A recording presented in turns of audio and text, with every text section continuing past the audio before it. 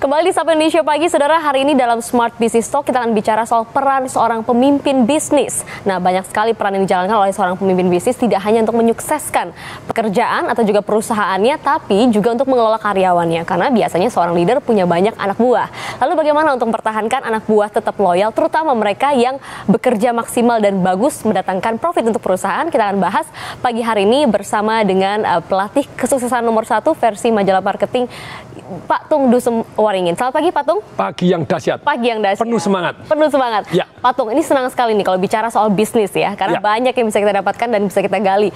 Nah, bicara soal pemimpin, kan biasanya pemimpin itu punya banyak anak buah. Ya. Dan ini juga vital juga, karena anak buah yang biasanya bagus maksimal kerjanya. Dibaca orang. Waduh. Nah, jangan sampai pindah begitu kan. Ya. Nah, ada tugas seorang leader dalam hal ini untuk bisa membuat karyawannya ini loyal dan betah untuk perusahaan. Apa saja itu, Pak Tung? Jadi yang nomor 1, pastikan income-nya itu namanya 135. Satu orang karyawan menghasilkan 3 kali lipat gajinya lebih gede dibanding karyawan sejenis.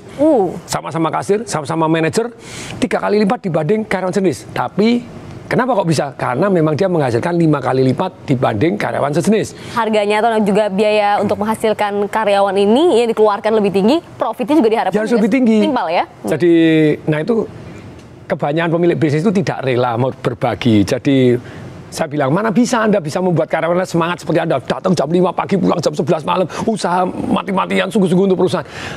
Ya kalau gajinya kecil segitu gitu ya. Apakah gaji besar membuat dia semangat? Belum tentu. Tapi yang jelas yang paling bagus adalah produktivitas terkait dengan penghasilan. You pay peanut, you get monkey. Kamu bayarnya kacang ya? Dapatnya monyet gitu ya. Nah, supaya jadi orang yang dahsyat ini, nah, kalau tidak dahsyat kan dia penghasilannya memang kecil, tidak apa-apa. Jadi namanya penghasilan terkait dengan produktivitasnya dia. Itu yang the best itu. Jadi kalau kita rela berbagi dia memang begini ya kita kasih sesuai dengan apa yang dihasilkan. Dan everybody happy. Everybody happy. 3 kali lipat ini juga untuk mencegah dibajak oleh perusahaan lain. Orang gitu ya? Karyawan saya misalnya gajinya 1 dibajak 2 tidak mau karena terimanya lebih gede itu. Karena dapat komisi, dapat bagi hasil, dapat banyak gitu ya. Nah kemudian yang kedua adalah kita harus bagaimana suasana kerja itu bisa menyenangkan. Gaji doang suasana kerja tidak menyenangkan, gak seru. Misalnya di tempat saya, tidur siang pun saya bayar.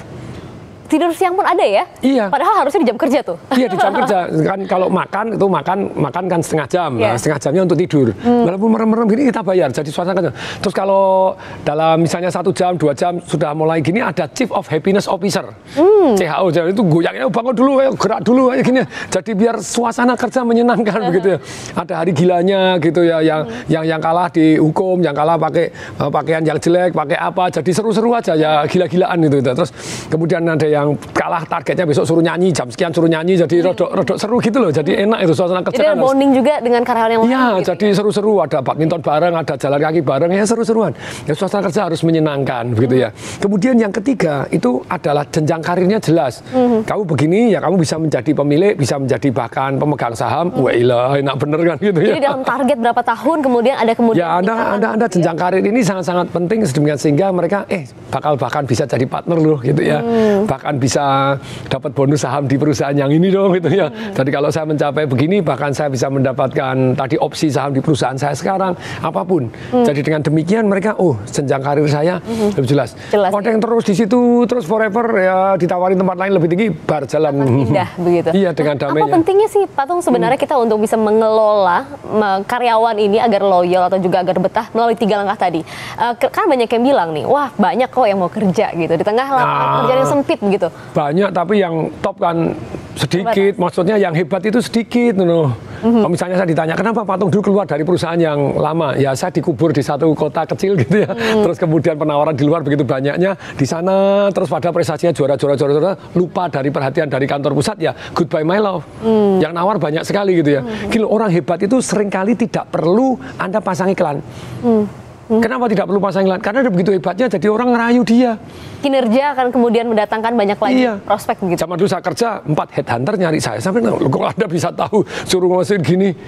Ya jawabannya seru aja gitu, bahwa di setiap gunung itu biasanya ada dewanya, di setiap laut ada lautnya, di setiap daerah ada orang saktinya. Tahu aja mereka. Di kota kecil aja mereka tahu, bisa turun kasih. Artinya kalau kita mempunyai karyawan-karyawan yang potensial, mereka yang menghasilkan profit luar biasa, perusahaan harus dipertahankan dengan 3 langkah tadi ya. Nah, tentu saja perusahaan bisa besar hati, tidak apa-apa saya regenerasi bagus, ya tetap kehilangan kok. Ada satu orang hebat itu bisa membuat perubahan bumi dan langit di dalam satu perusahaan. Saya percaya super team, tapi saya percaya one man can create super team juga. One man can make difference itu jadi satu orang bisa betul-betul membuat perbedaan bumi dan langit di dalam satu perusahaan. Jadi perlunya itu tadi. Kalau ini memang dia hebat ya kasih bagi hasil 135 enggak apa-apa lah. Jadi yang bajak susah setengah mati. Kemudian yang kedua suasana kerja dibuat menyenangkan. Jadi yang ketiga tentu saja jadi jenjang karirnya jelas, peng. Oh, mereka mau keluar, naik pangkatnya, naik pangkat ya. Oh, bahkan punya opsi, oke, tidak jadi keluar gitu ya. Biasanya ini juga jadi tips untuk para pemimpin.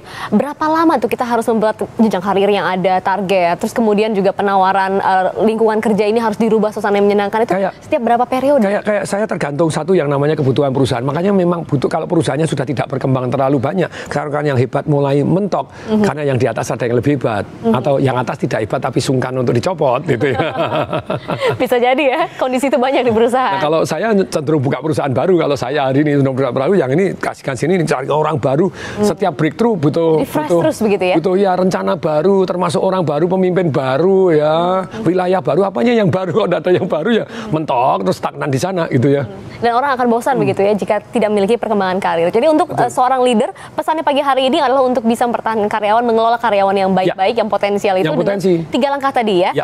Penghasilan 135, yaitu satu berbanding 3, satu karyawan, 3 kali gaji, lipat minimal dibanding karyawan sejenis, 5 profit. Profitnya menghasilkan 5 kali lipat dibanding karyawan sejenis. Layak sekali. Terus kemudian ruang kerja atau lingkungan suasana kerja yang menyenangkan, ada boleh tidur, boleh begini, boleh agak seru dikit loh. Ekspresif begitu juga. Kita kan di tempat kerja jauh lebih lama dibanding di rumah. Ya tempat kerjanya harus fun dikit lah, exciting gitu ya. Ditambah adanya karir begitu ya, atau jenjang karirnya.